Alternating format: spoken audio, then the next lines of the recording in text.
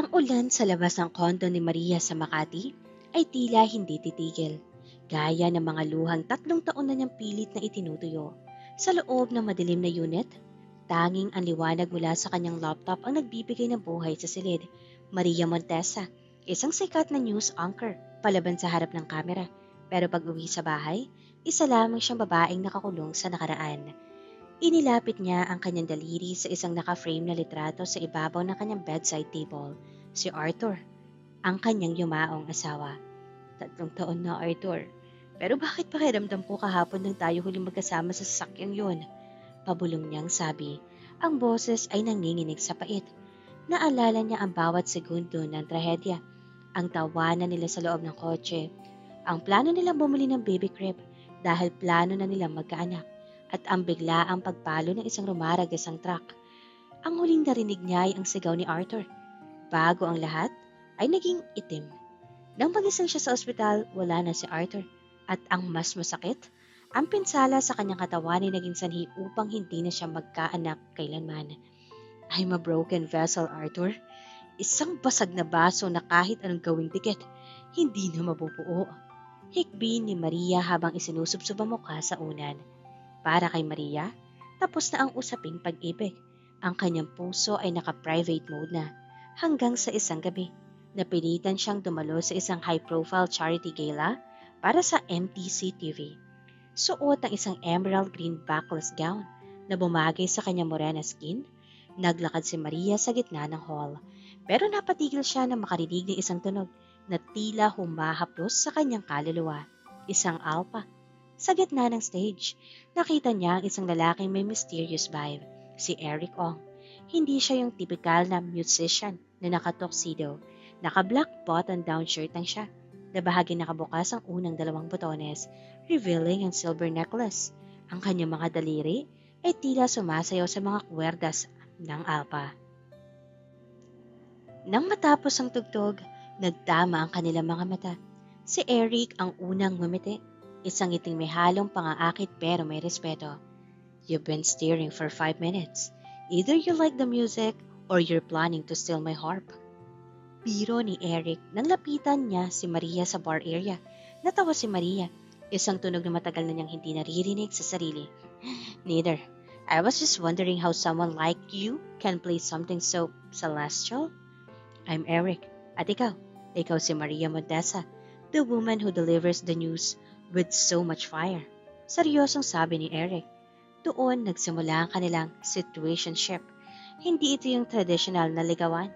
Magsisimula sa simpleng react sa IG stories hanggang sa naging madaling araw na usapan sa FaceTime. Si Eric ang naging green flag sa buhay ni Maria. Hindi siya nagmamadali. Hinintay niyang maging handa si Maria na buksan uli ang pinto ng kanyang puso. Isang gabi sa unit ni Maria, nag-order sila ng pizza at nanonood ng movie. Pero ang tensyon ni Eric ay wala sa screen, kundi sa mukha ni Maria. Maria, let's stop the games. I want to be with you for real. Seryosong sabi ni Eric. Hinawakan ni Maria ang kamay ni Eric, nanginginig.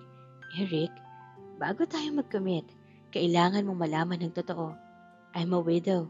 At dahil sa accident na yon, hindi ako magkakaanak. Ever. I can't give you the typical family goals that everyone wants. Tumayo si Eric, lumapit kay Maria, at hinapit ang bewang nito. Inilapit niya ang kanyang muka. Ramdam ni Maria ang mainit na hininga ng lalaki. Maria, listen to me carefully. Hindi kita kailangan para maging nanay na magiging anak ko. I want you because you are Maria. Kung wala tayong kids, then so be it. Ikaw lang, sapat na. You are my world, my music, my everything. Doon sa gitna ng sala, hinalikan ni Eric si Maria. Isang halik na puno ng pagnanasa at pangako. Ang bawat haplos ni Eric sa likod ni Maria ay tila nagpubura sa bawat galos ng nakaraan. Binuhat ni Eric si Maria patungo sa silid. Doon, sa ilalim ng malamlam na liwanag, isinuko ni Maria ang kanyang sarili. Ang bawat mahinang bulong sa sarap, ang bawat balat ng nagdidikit, ay tila isang ritual ng paghilom. Noong gabing iyon, naramdaman ni Maria na sa kabila ng kanyang pagiging basag, may isang lalaking handang magmahal sa bawat piraso niya. Kinasal sila makalipas ang 1 taon. Simple lang, aesthetic ang motif at dinaluhan ng mga taong tunay na nagmamahal sa kanila. Sila ang naging couple goals sa social media. Pero sa likod ng bawat post at story, may isang lihim si Eric na hindi pa niya kayang sabihin.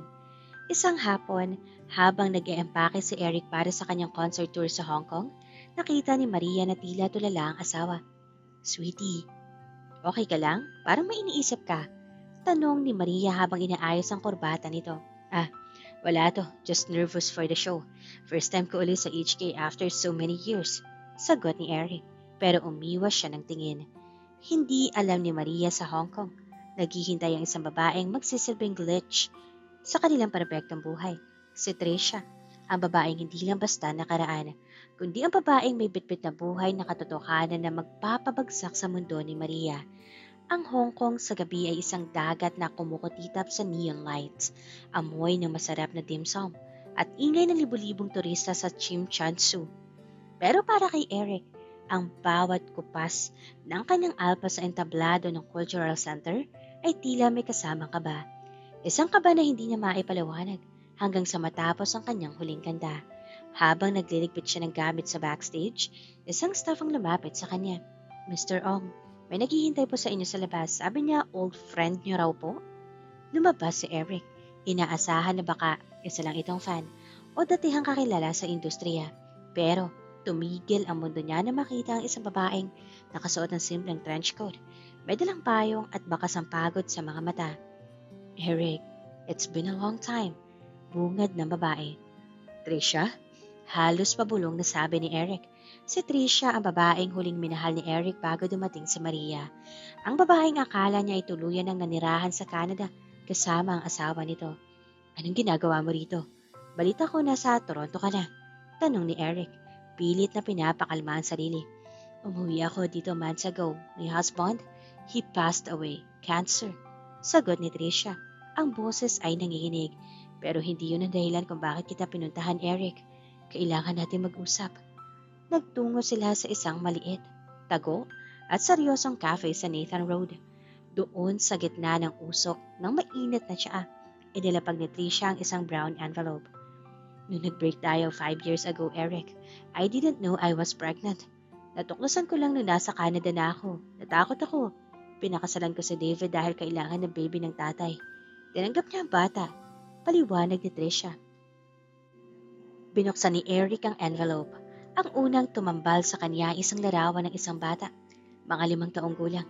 Gulat ang buhok, matangos ang ilong, at may mga matang tila sa lamin ng sarili niyang mga mata. Meet Tristan, sabi ni Tricia. He's your son, Eric. Hindi siya anak ni David, at ngayong wala na si David, ayokong lumaki siyang hindi alam kung sino ang tunay niyang ama.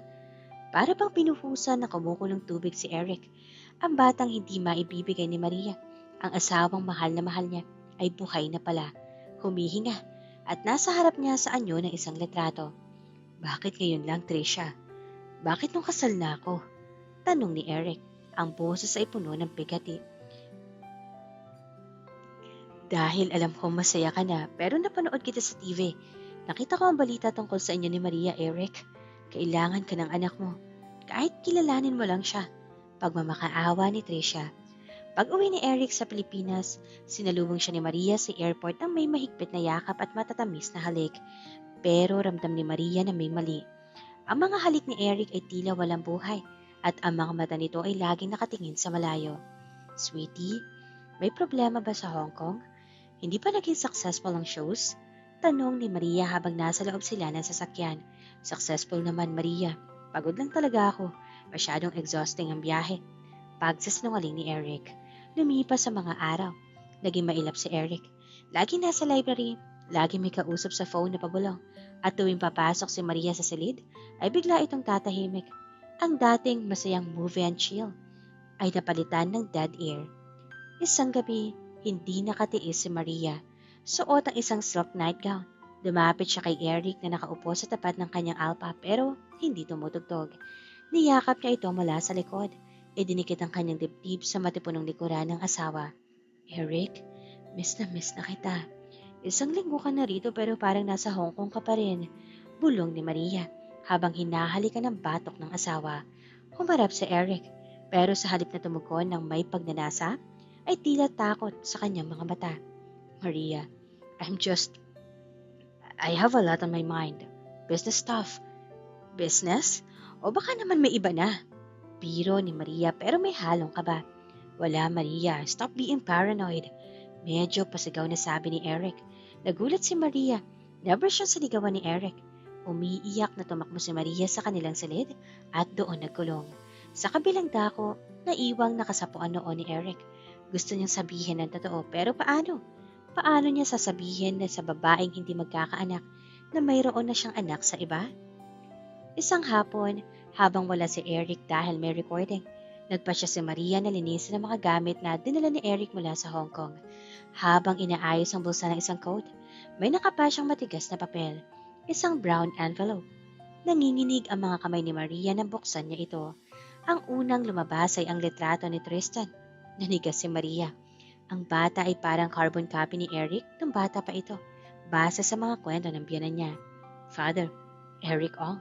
Mother, Tricia Pinto. No, this can't be happening. Pabulong na sabi ni Maria. Para siyang sinaksak ng paulit-ulit sa puso. Ang insecurity na pilit niyang ibinaon ay muling bumangon at naging isang halimaw na sumasakal sa kanya. Pakiramdam niya, pinagtaksilan siya, hindi lang ng asawa, kundi ng tadhana. Kaya pala ayaw mo na akong hawakan kasi may pamilya ka pala sa iba. Hikbi ni Maria habang nakaluhod sa sahig ng library. Yakap ang sarili habang ang mga litrato ni Tristan ay nagkalat sa paligid niya. Eksakto ang bumukas ang pento at iniluwa nito ang isang gulat na Eric. Nakita nito ang envelope sa kamay ni Maria. Maria, let me explain, sabi ni Eric. Ang hangin sa loob ng library ay tila naging yellow. Nakatayo si Eric sa may pinto, habang si Maria ay nakaluhod sa sahig, napapalibutan ng mga ebidensya ng isang buhay na hindi kailanman magiging sa kanya. Maria, let me explain. Please, listen to me. Nanginginig ang boses ni Eric. Lumapit siya para hawakan ang balikat ng asawa, pero mabilis na tumayo si Maria at lumayo. Explain? Explain what, Eric? Na habang pinaniniwala mo akong okay lang na hindi ako magkaanak, may nabuo ka na palang pamilya sa iba? Sigaw ni Maria. Ang boses niya ay basag na basag. Isang taon natin pinag-usapan ng future natin pero ang future mo pala? Patagal na nag-start sa Hong Kong. Hindi ko alam, Maria. Sumpa man sa harap ng Diyos. Nitong trip ko lang sa Hong Kong nalaman na may anak ako kay Tricia. Kiit ni Eric. Lumuluha na rin siya. Natakot ako sabihin sa'yo kasi alam kong ito ang magiging reaksyon mo. Alam kong iisipin mong kulang ka pero Maria, hindi totoo yon. Pero totoo, di ba? Hirit ni Maria habang itinuturo ang larawan ni Tristan. Tignan mo ang batang yan, Eric. Kamukhang kamukha mo. Sa tuwing titingin ako sa kanya, maaalala ko kung gaano ako kawalang kwentang babae. Na ang tanging bagay na hindi ko maibibigay sa'yo na ibigay ng iba ng ganoon ng kadali. Hindi sa wala kang kwenta, Maria. You are my wife. Wife? O placeholder lang habang wala pa yung pamilyang gusto mo talaga. Sa tindi ng galit at selos, kinuha na Maria ang handbag. Wala siyang tinalang gamit. Tanging ang sarili niya at ang naturog niyang puso. Maria, saan ka pupunta? Gabi na. Let's talk about this properly. Habol ni Eric habang sa garahe. Don't follow me, Eric. Huwag mo akong i-gaslight na okay lang ang lahat. Dahil hindi na magiging okay ang kahit na ano sa atin. Matigas na sabi ni Maria bago niya pinaharurot ang sasakyan palayo. Nag-drive si Maria ng walang destinasyon hanggang sa mapapad siya sa Rosario, Cavite. Doon sa lumang bahay ng kanyang ama, doon niya ibinagsak ang lahat ng pader na pilit niyang itinayo. Anak, Maria, ano nangyari? Gulat na tanong ng kanyang ama na makita siyang basang-basa ng luha at pawis sa madaling araw. Pa, wala na. Sabi ko na nga ba hindi ako para sa forever? Higbi ni Maria habang yakap ang kanyang tatay. 3 linggo ang lumipas. Ginawa ni Maria lahat para makalimot. Ghosting siya sa lahat ng friends nila ni Eric. Naka-off ang phone, naka-deactivate ang socials. Ayaw niya makakita ng kahit anong mention ni Eric Ong. Pero mapaglaro ang tadhana. Habang nanonood siya ng afternoon variety show sa TV ng tatay niya, biglang lumabas sa mukha ni Eric. Guest ito para i-promote ang kanyang farewell concert. Eric, Balita namin pagkatapos ng US tour mo, ililipat ka na raw sa Canada permanently? Is it because of your son, Tristan? Tanong ng host. Humarap si Eric sa camera. Mukha siyang pumayat, at wala na ang dati niyang ningning. Yes, I need to be a father to my son. Pero higit sa lahat, kailangan ko rin tanggapin na baka hindi talaga kami destined na tao ang pinakamamahal ko. Kung nasaan ka man, Maria, I'm sorry. I failed you. Pinatay ni Maria ang TV. Ang sakit. Parang slow motion na pagsaksak sa dibdib niya. So, pinili na nga niya ang bata. Pinili na niya ang bagong buhay sa Canada. Game over na talaga. Isang hapon, habang nagdidilig ng mga halaman si Maria sa garden, may isang pamilyar na kotseng huminto sa tapat ng kanilang gate. Inakala niyang si Eric, pero laking gulat niya na bumaba isang babae naka-trench coat.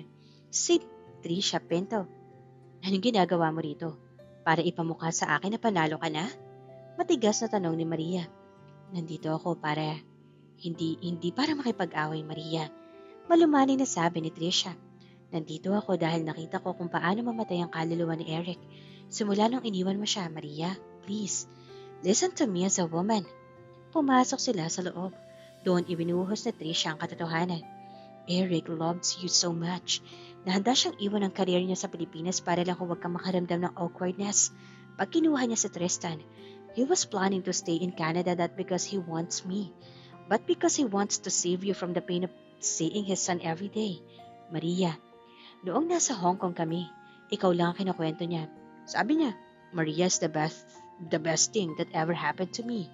Kahit byuda na ako, hindi niya ako tiningnan ng may mali siya. Ikaw ang muto niya. Natigilan si Maria. Ang galit niya ay dahan-dahang natutunaw ng katotohanan. And Tristan? Tanong ni Maria. Tristan needs a father, yes, but Eric needs his wife. Huwag mo kayaang matapos ang love story niyo dahil lang sa isang pagkakamali ng nakaraan na wala kayong kontrol pareho. Sabi ni Trisha bago ito umalis. Nang gabing iyon, hindi makatulog si Maria. Tinignan niya ang kanyang passport. Nalaman niyang bukas na ang huling concert ni Eric sa New Jersey bago ito tuluyang mag-migrate sa Canada. Isang huling pagkakataon, bulong ni Maria. Hindi pwede mag-end ang movie natin sa ganitong bad ending. Nag-book siya ng business class ticket. Habang nasa eroplano, naalala niya ang bawat halik ni Eric, ang bawat pangako nito. Naisip niya, ano ba ang mas masakit? Ang makita ang anak niya sa ibang babae o ang mabuhay habang buhay na wala siya? Paglapag niya sa New Jersey, dumiretso siya sa hotel ni Eric. Hawak ang card key na ibinigay sa kanya ni Chad, ang maid nila na konsentidor. Pumasok siya sa suite. Madilim ang silid. Amoy alak at amoy ng pamilyar na scent ni Eric. Nakita niya si Eric na nakaupo sa sofa, nakatingin sa labas ng bintana. Hawak ang isang baso ng whiskey. Eric, pabulong na tawag ni Maria. Dahan-dahang lumingon si Eric. Akala niya ay panaginip lang ang lahat. Maria? Is it really you?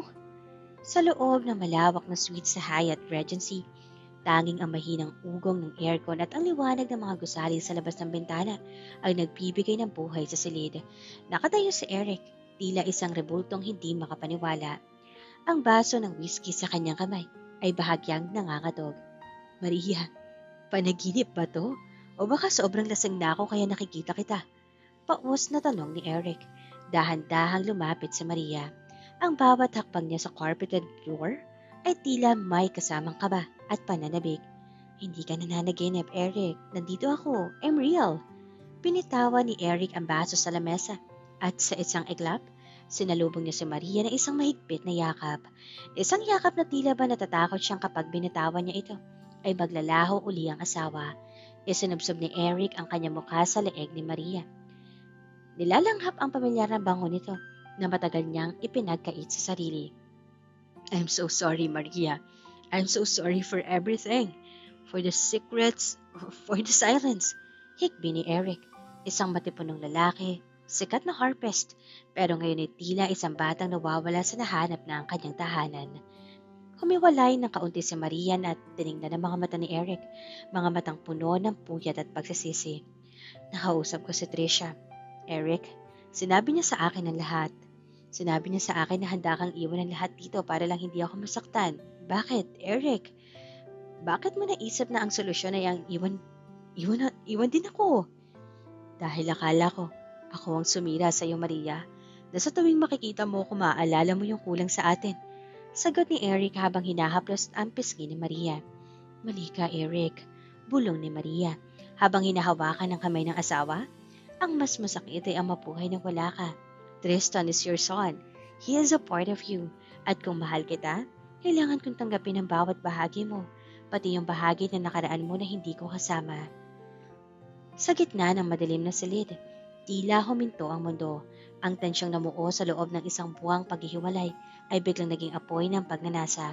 Inilapit ni Eric ang kanyang mukha kay Maria. Ang kanilang mga noo ay magkadikit. Ramdamang mainit na hininga ng isa't isa. I missed you so much, Maria. It was like living in a world without music.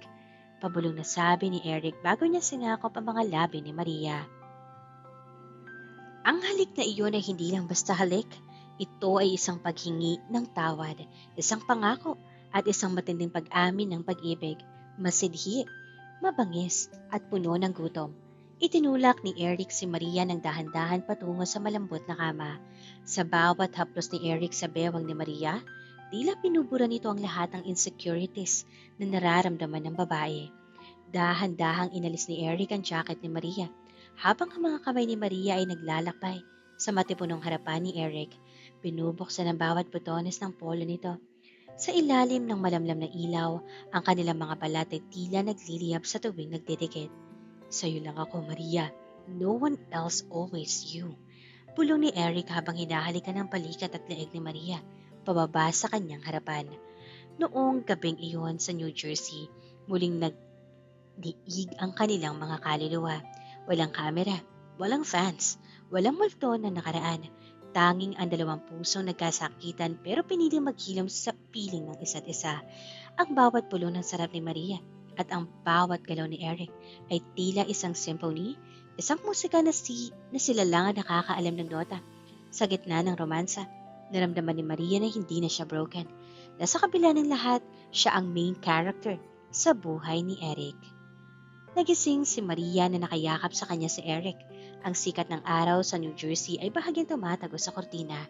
Ramdam niya ang init ng katawan ng asawa at ang kapayapaang matagal na niyang hinahanap. Good morning, Mrs. Ong. Bati ni Eric. Ang boses ay pauspa mula sa nagdaang gabi. Hinila niya si Maria para sa isang mabilis na halik sa labi. Morning, Eric. Ngiti ni Maria. So, anong plano natin? Lilipad ka pa rin ba sa Canada? Umupo si Eric at sumandal sa headboard ng kama. Magbabago ang plano. I will still support Tristan. I will be his father. Pero hindi ko kailangang iwan ka. We can make this work. Maria, pwede siyang pumunta sa Pilipinas tuwing bakasyon. O tayo ang pupunta sa kanya. Tricia understands. She knows that you are my priority. Hinawakan ni Maria ang kamay ni Eric. Gusto ko siyang makilala, Eric. Gusto ko makilala si Tristan. Kung hindi man ako nagluwal sa kanya, gusto ko siyang maging bahagi ng buhay natin. No more secrets, okay? No more secrets, sweetie. I promise. Sagot ni Eric sabay yakap ng mahigpit kay Maria. Nang gabing iyon, sa loob ng puno ng concert hall, lahat ay naghihintay sa farewell performance ni Eric. Tumugtog si Eric ng isang original composition na isinulot niya para kay Maria. Ang bawat kalabit ng alpa ay tila isang deklarasyon ng pag-ibig sa buong mundo. Sa backstage pagkatapos ng show, sinalubong siya ni Maria ng isang mahigpit na yakap. Pero hindi nila alam, sa labas ng concert hall, may isang paparazzi na kumuha ng litrato sa kanila at may isang taong hindi matatanggap ang kanilang pagbabalikan. Pagkatapos ng matagumpay na concert sa New Jersey, hindi bumalik si Eric sa Canada ng mag-isa. Kasama na niya si Maria. Nagpa siya siyang dumaan muna sa Toronto bago tuluyang umuwi ng Pilipinas. Ito na ang sandaling kinatatakutan at pinananabikan ni Maria ang makita si Tristan. Sa loob ng isang cozy na coffee shop sa downtown Toronto, nakaupo sina Eric at Maria. Hawak ni Eric ang kamay ni Maria sa ilalim ng mesa. Nararamdaman ang panginginig nito. Relax, sweetie.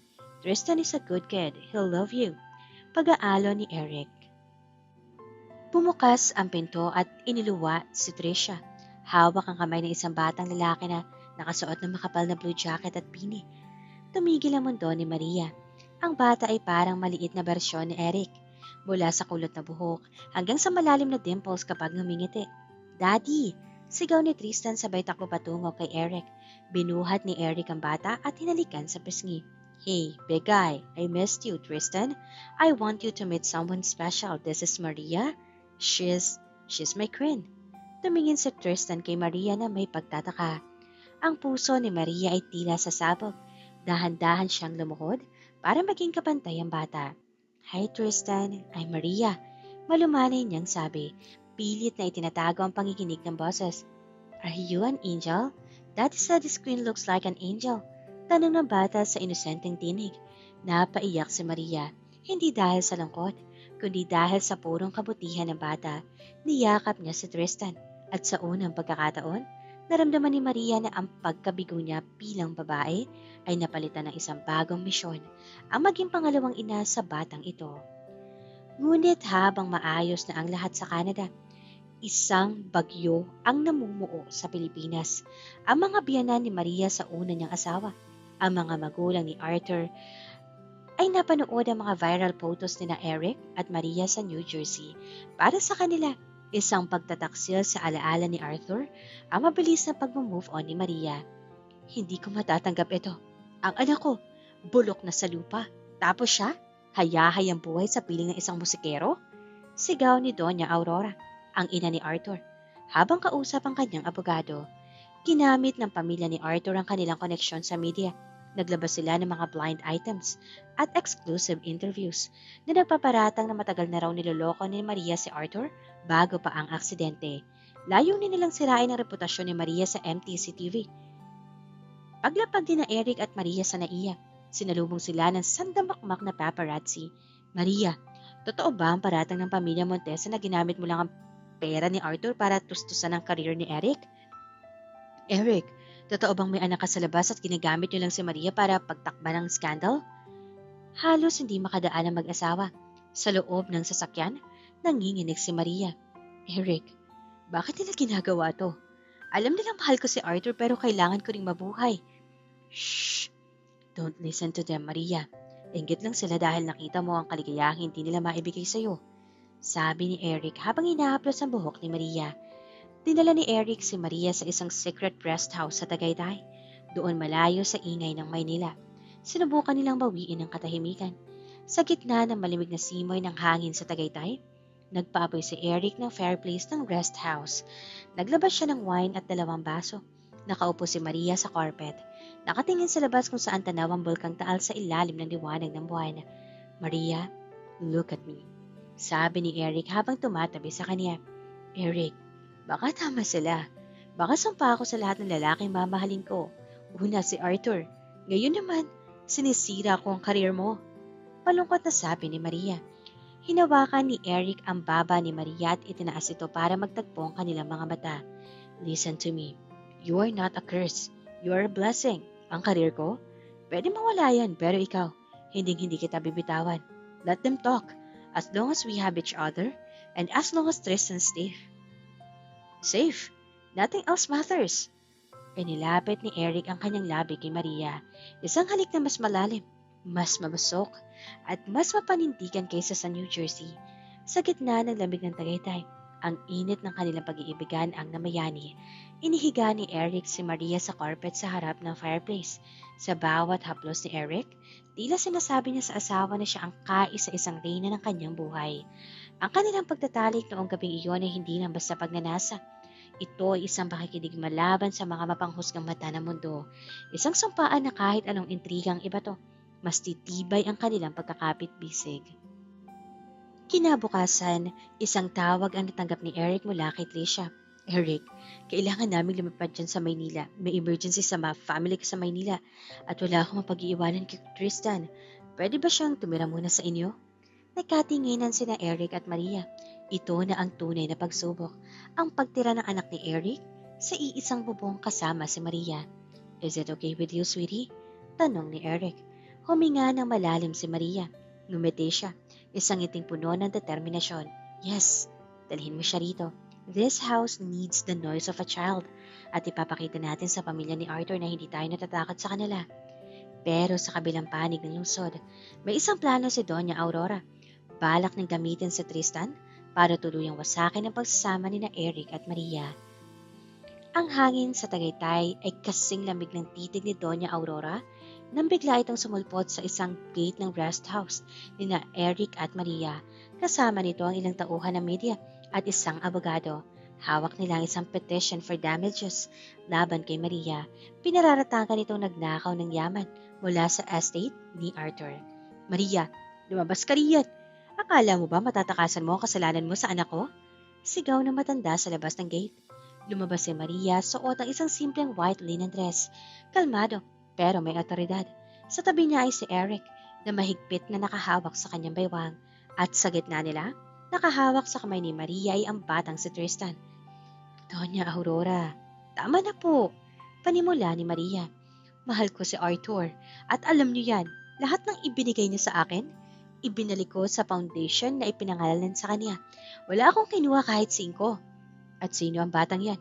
Ang bunga ng pagtataksil ninyo? Turo ni Doña Aurora kay Tristan. Humarap si Eric. Ang boses ay matatag at puno ng paninindigan. Ang batang ito ay si Tristan. Anak ko siya. Pero hindi siya bunga ng pagtataksil. Nalaman ko ang tungkol sa kanya nung kasal na kami ni Maria. At ang asawa ko? Ang babaeng inaapin niyo. Ang unang tumanggap sa kanya ng buong puso. Kung mayroon ng mahumarangal sa kwentong ito, si Maria yon. Dahil tinanggap niya ang kulang sa akin. Habang kayo, pilit na binubuhay ang galit sa isang taong wala na. Natigilan ang media. Ang iskandal na inaasahan nila ay naging isang eksena ng pagpapatawad at katatagan. Napahiya si Doña Aurora nang ilabas ni Maria ang mga dokumento mula sa bangko na nagpapatunay na lahat ng properties ni Arthur ay nakadonate na sa charity. Umalis na po kayo, sabi ni Maria na may luha sa mga mata. Hayaan niyo na kami maging masaya. Hayaan niyo na rin matahimik na si Arthur. Nang umalis sa mga nanggugulo, bumalik ang katahimikan sa rest house. Pinatulog muna ni na Eric at Maria sa Tristan sa kabilang silid. Pagbalik nila sa kanilang master's bedroom, tila may nabunot ng malaking tinig sa dibdib ni Maria. Tapos na, Eric. Malaya na tayo. Pabulong na sabi ni Maria habang nakatingin sa labas ng bintana. Lumapit si Eric mula sa likod at niyakap si Maria ng mahigpit. Sabi ko sa'yo, hindi kita bibitawan. You handled that like a queen, Maria. Hinarap ni Maria si Eric. Ang kanyang mga mata ay nagniningning sa ilalim ng liwanag ng buwan. Salamat, Eric. Salamat dahil hindi ka sumuko sa akin nung panahong gusto ko nang sumuko sa sarili ko. Inilapit ni Eric ang kanyang mukha. Ang kanyang mga labi ay dahan-dahang dumampi sa noo ni Maria, sa kanyang mga mata at sa huli, sa kanyang mga labi. Ang halik na iyon ay hindi na halik ng paghingi ng tawad, kundi halik ng tagumpay. Pinuhat ni Eric si Maria patungo sa malambot na kama. Sa gabing iyon ay naging isang selebrasyon ng kanilang bagong simula. Walang pag-aalinlangan, walang takot. Sa bawat ungol ng kaligayahan at sa bawat haplos na puno ng pag-ibig, nararamdaman nila na sila ay iisa. Ang brokenness ni Maria ay tuluyan na naghilom, hindi dahil nagkaroon siya ng sariling anak, kundi dahil nahanap niya ang isang lalaking kayang punan ang bawat puwang sa kanyang puso. Ang pag-ibig, kahit gaano pa mawasak ang tadhana, ay laging may paraan para mabuo muli. Basta't may dalawang pusong hindi natakot, magmahal ng totoo.